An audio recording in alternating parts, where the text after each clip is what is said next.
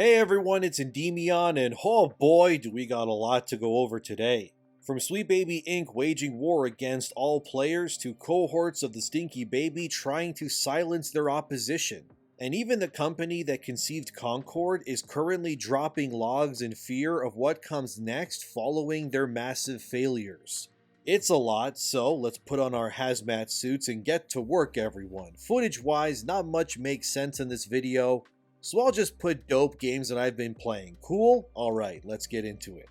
So as you all know, Sweet Baby is a blight on the games industry at large, and they've ruined plenty of studios and made their games worse due to their involvement. I think for me, the ones that made me the most radicalized against their ideology was when they ruined Spider-Man 2 and Rocksteady when they did Suicide Squad. Because I really love Spider-Man 2018 and the Batman Arkham games, and seeing those worlds ruined by these morons, well, they have turned me into a living weapon whose existence is to remove their nonsense from the industry. That being said, Sweet Bing Bong Baby hasn't stopped their crusade. In fact, they're doubling down. This comes from that Park Place. Sweet Baby Inc. CEO Kim Belair continues to play victim and attempts to deny her company's goal is to wokeify games. Now, this article comes from a video clip of a conversation between three very progressive individuals, and that's putting it lightly. The first, of course, being Kim Belair, who is the co-founder of Sweet Baby, and the second is J.Ann Lopez, who's the owner of Black Girl Gamers, and thirdly is Ash Parrish, who is a writer for TheVerge.com. Remember the article that said that Gamergate 2 is smaller and sadder than before? And then the writer didn't actually say why Gamergate 2 happened in that article at all, but instead focused on the so-called targeted harassment while completely omitting that it started because Sweet Baby attacked Cabrutus Rambo in the first place. And when DMs leaked involving Ash Parrish, she admitted that stating why Gamergate 2 actually happened would just ruin her article and her narrative. Yeah, so it's that person. She's a disingenuous writer. I've covered her work extensively on this channel. She's a gold mine for terrible takes. Anyways, these three came together into a podcast-like talk recently. I can't exactly show you the clip of them speaking, however, because they already tried to ruin another YouTuber's career because of this.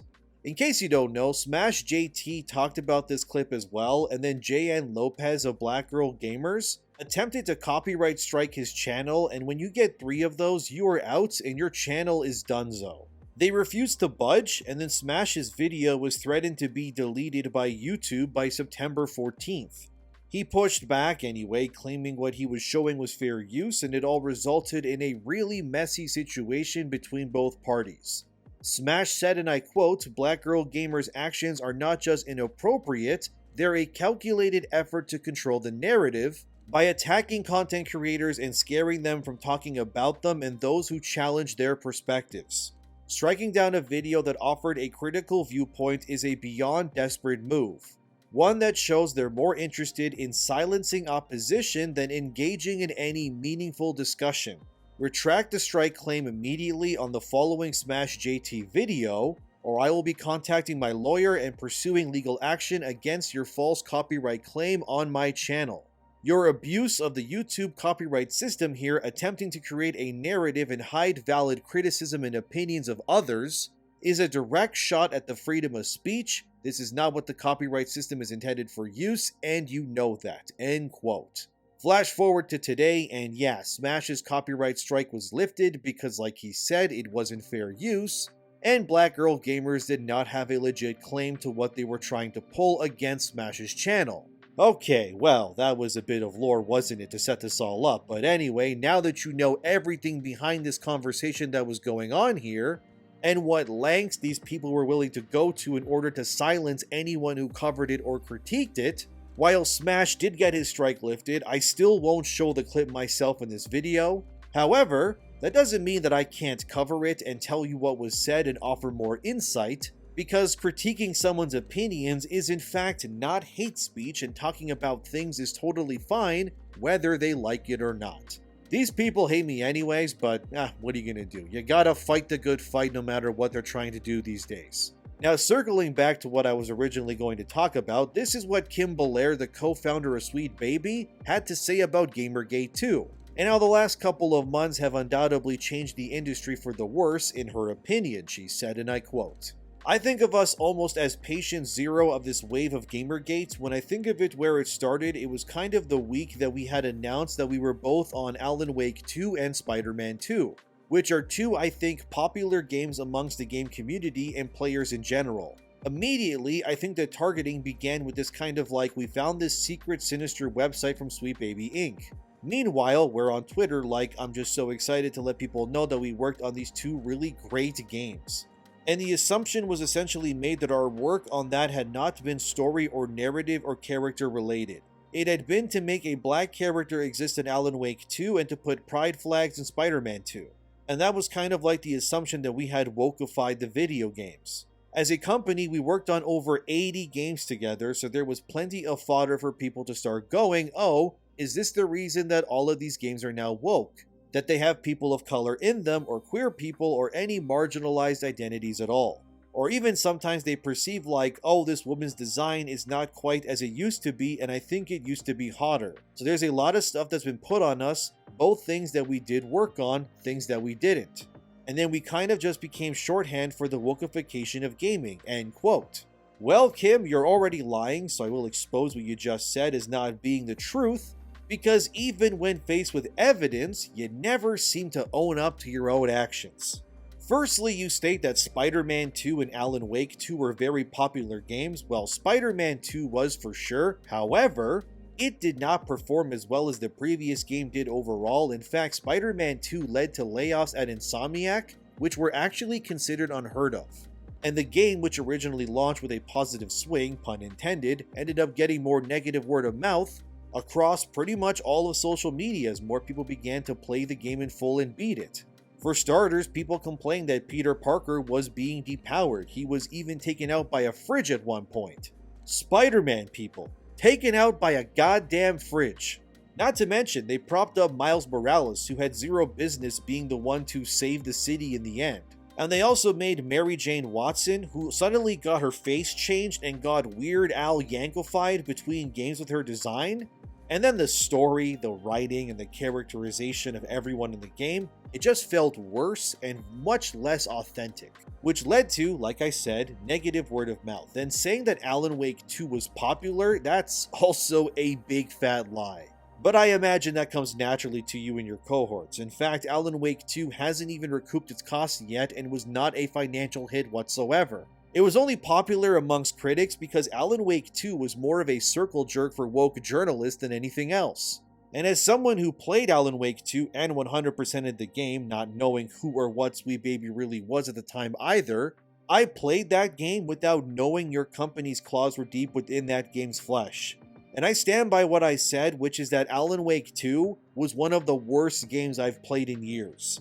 And it was barely even a video game at times, and it felt more like a weird TV show with nonsensical storylines, and randomly race-swapping characters like Saga Anderson when she was never depicted as a black character originally. And before you say, oh well, we didn't choose to turn Saga black, Sweet Baby, I know you're lying about that too. So don't you try to pull the wool over this man's eyes, because back in 2023, after the game came out, Kyle Rowley, the director of Alan Wake 2, and Sam Lake of Remedy Entertainment, they got interviewed at GameDeveloper.com in an article that was titled, Why Remedy Entertainment Went All In on Saga Anderson in Alan Wake 2, where Kyle Rowley himself stated in that article where he said, for creating Saga Anderson, the developers at Remedy took a different approach compared to the process behind other hero characters, resulting in a more organic creative collaboration across different disciplines at Remedy Entertainment and outside parties. Along with working with story and narrative consultant Kim Belair of Sweet Baby Inc. to refine the character voice and story arc, the key creatives of Alan Wake 2 also worked extensively with the actress playing Saga Anderson, who offered suggestions and other insights that led to the Saga Anderson scene in the final game. Ah, you see, it was all a ruse, wasn't it, Kim Belair? You lie through your teeth like a good supervillain, but you can't get away with what you said because I have all the receipts. So you can sit there and gaslight us all you want, saying that you didn't have as much say or control over games like Alan Wake or Spider-Man, but the proof, as they say, is in the lasagna. You're 100% going through games and injecting woke identity politics into them, because every game that has existed prior to your consulting, they all felt like completely different experiences that were genuine to their characters and worlds. Alan Wake was a survival horror noir game. Spider-Man 2018 felt like a bold new direction for the character. And stuff like the Batman games, well, they were just considered peak until you and your underlings got their dirty fingernails all over Suicide Squad, and then you turned it into a $200 million disaster where, suspiciously, every male superhero dies in either violent or comedic ways, yet only Wonder Woman is given an actual arc and a real hero's death. I wonder why that is. I mean, you can lie all you want, Kim Belair, but I and many others will continue to keep you accountable for your deplorable actions that are absolutely ruining modern gaming one game at a time. However, Kim had more to say about this via the same podcast. She said again, and I quote, "It's the greater movement, right, towards a lot of very far right thinking and a lot of, very regressive material that's kind of just being pushed out across a lot of different, or at least a lot of different audiences of a lot of different industries are currently kind of talking about that, and obviously the political landscape is kind of led to a lot of this. I think for a lot of people it really comes down to they see a change that they themselves did not expect. They see a change that they can't fathom that their beloved companies or their beloved teams, whatever, make themselves. So they kind of assume that anyone who comes in who looks like myself or other members of my team are the interlopers. Our job can only be tied to our identity." Speaking of misinformation, I think the biggest thing for us during this campaign is that I would say that any kind of sensitivity work or consulting work and cultural consultation probably represents about 15% of our work, where the vast majority of it is actually writing, narrative design, joining writing teams, helping support writing teams, sometimes being the entire writing team for a project, or helping with mission design. But the part that really gets everyone assuming that we can't possibly do that other work because all we are is, DEI. We became labeled as this DEI company when the facts of the way that we work in is that someone calls it and says, "Hey, we've made a bunch of choices. We'd love for you to either help write, help look at them, help talk to us." And even sometimes our cultural consultation is as specific, it's job consultation. That's it. We had to hire a meteorologist at one point to do a consultation on a project, and I think that idea of authenticity for people, if you say "Oh, we hired a lawyer because we have to, write about lawyers," no one would ever bat an eye. But they can't imagine that you'd want to bring in someone from a specific background or country or experience to talk about this. And I think that's where this idea that, if a game company is reaching out to external, that's because they're missing something, or they can't handle something, and not because, in the very real world of creation across many different media, people talk to each other, people have writers' rooms. Directors and writers of huge movies go to each other's houses and talk and do, punch-ups to each other's scripts. And that's kind of, how creativity works, and this is what it's become, end quote. I love how she outs herself yet again while not even realizing it, thinking that we wouldn't notice. The fact that she says at one point that Sweet Baby has indeed sometimes being the entire writing team for a project is wild, that she admits that so openly like it's nothing. Oh, Sweet Baby doesn't change the narratives of games. When did we say that? We don't change characters to fit our perceived agendas. Ignore the articles that state that, by the way, where actual people we've worked with confirm these very same notions. Just stop looking at those. We definitely also don't write the game stories unless we actually do write the stories and confirm that ourselves. Can you ignore that as well? Because that isn't important either. So which is it then? Does Sweet Baby write the stories and influence them heavily on purpose, or do they not do that? Because it seems like to me that you're lying out of every hole in your body over there, and the fact that you're sitting there with J.N. Lopez of Black Girl Gamers, that is wild too. That lady tried to sue that Park Place over reporting on Black Girl Gamers, and then tried to threaten legal action against the website. Which, just like the Smash JT thing, they had no legal ground to really stand on in the first place.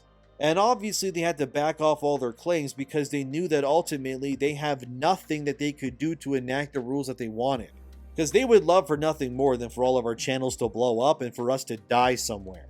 I should remind you that Black Girl Gamers did work on Forspoken, a game that was so bad it killed Luminous Productions and closed them down. and Black Girl Gamers in their consulting came to the conclusion to make Frey Allen of Forspoken into a semi-homeless petty criminal with a black absent father and a struggling white mother. Like, I'm not kidding you guys, I played the game when it came out, I witnessed its story. Black Girl Gamers were given a golden opportunity at representing a black lead woman, and they turned her into a stereotype in all the forms that you could imagine. It's actually crazy. What's also hilarious is, remember that game Dustborn? The PSYOP that was funded by the European government? It turns out that Black Girl Gamers worked on that too.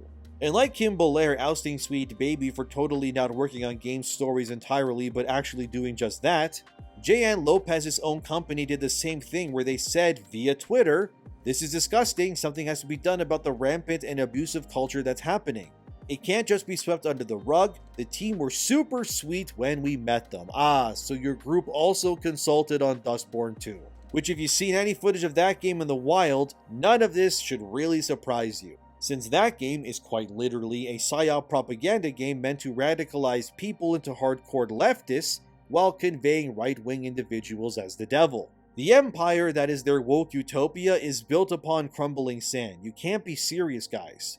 You're absolutely ruining video games, and I cringe wondering what future releases that you're all working on right now. I know the Game Awards are coming in a few months. I'll be watching it for sure. Maybe I'll even stream it. Let me know if I should in the comments, by the way.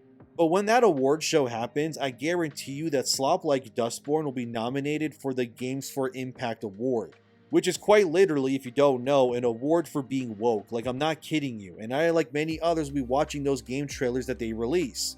And we'll all be looking for the surefire signs that some woke consulting group has worked on something there. As soon as I see diverse women shooting white men with half-shaved haircuts and gender-ambiguous people surrounding them, we'll know that one of these shills is involved for sure.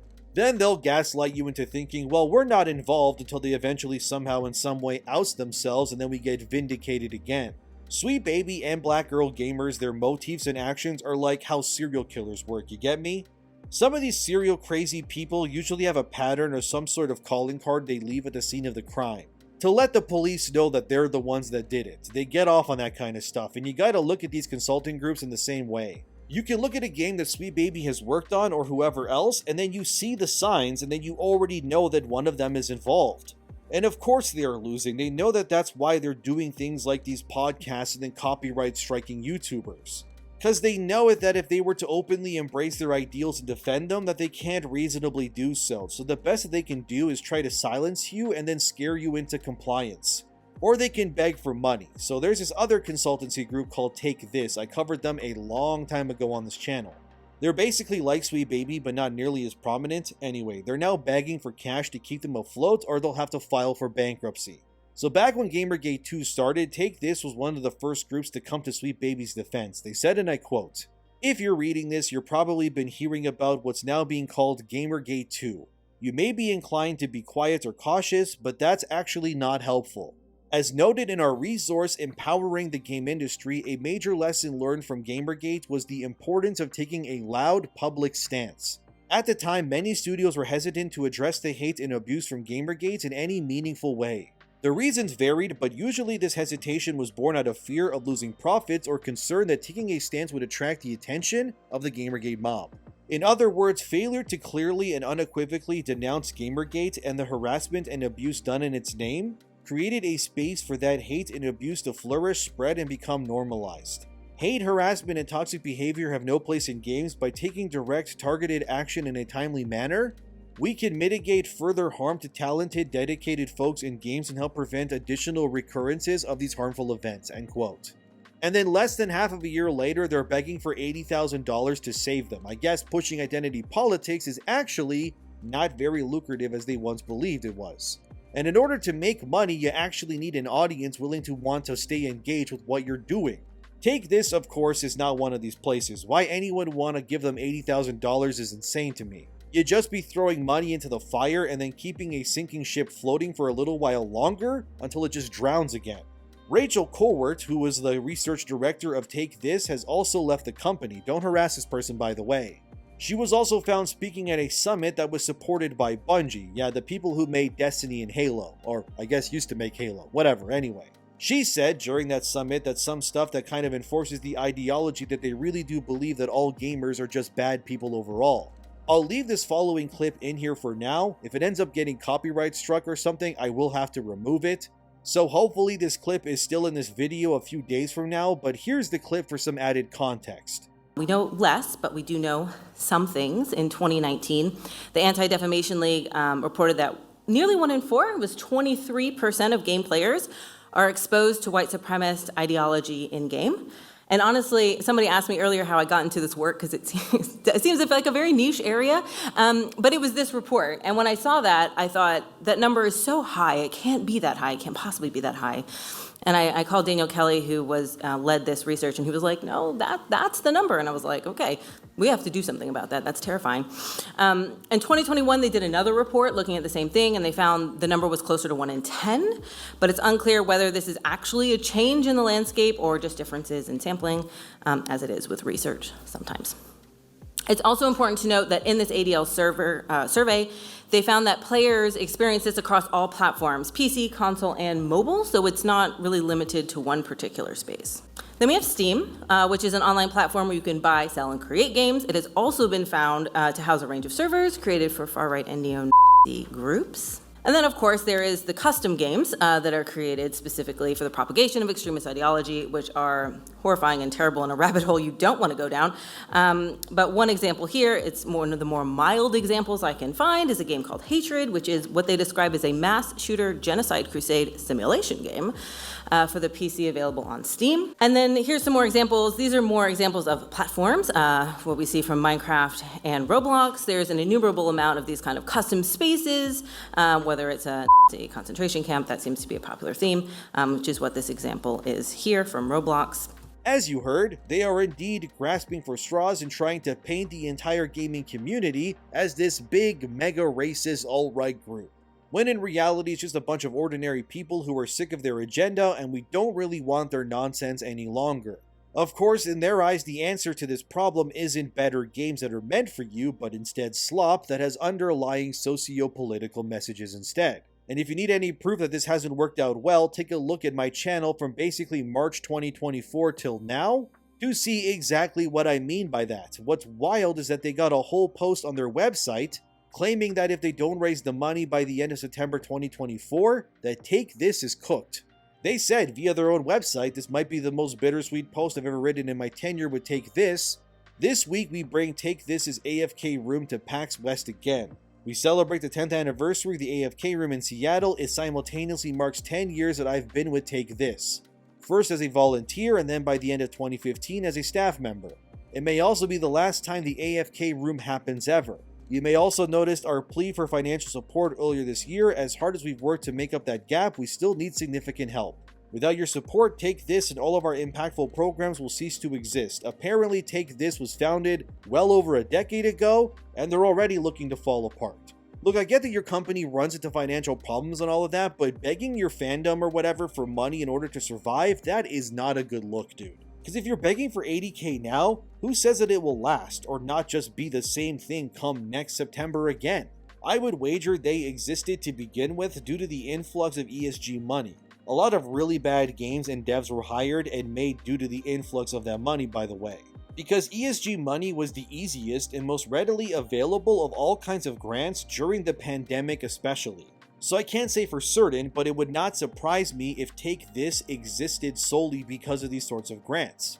But if they fall apart, they'll for sure blame us somehow, even though ultimately they should blame their friends for not donating to them. But then again, what do you expect really? You wanted 80 grand from your woke communist work friends out there. Wouldn't be surprised if they fail. I would actually be more surprised if they managed to get the money in time, but this is likely the same fate that Sweet Baby or Black Girl Gamers could face as well in the future. It doesn't really surprise me that none of these companies actually confront why they're failing. I mean, the parent company that sold Concord to Sony, which is called Probably Monsters, is reportedly shaken to their core with how poorly received Concord was as well. That Park Place said via their article, now a source close to Probably Monsters informs that Park Place that Probably Monsters has been shaken to its core due to not only the game's failure, but to the extent that it failed. While the company and its employees have been shaken by the failure, one thing that is not shaking them and that they are not even acknowledging is the game's embrace of woke ideology and diversity, equity, and inclusion. So according to this source, they're refusing to accept why Concord failed. It's just like Forspoken and so many others as well. And they refuse to accept that their policies and brain-dead projections are just not wanted in the industry at all. They just can't fathom these things failing, and they continue to just push them anyways. And the fact that probably Monsters very likely has other games in development, which likely also adhere to what Concord did as well, it means they're shaken because they know if Concord wasn't accepted, what hope do these other games have that have yet to release? Ultimately, the war on woke identity politics, it's raging harder and faster than it ever has, my dear viewers. They're really scared. They're now begging for money. They're trying to strike people, but they're failing. And they are being called out constantly. They're pushing narratives that nobody accepts anymore, and they're afraid that their time is indeed running out. Keep your wallets closed, keep them accountable, and keep pushing forward. You all have way more power than they give you credit for. We're winning, everyone. 2 years is what we need to stop this spread. We're reaching the end of the first year when 2025 hits, so let's keep going, everybody. Thanks for watching.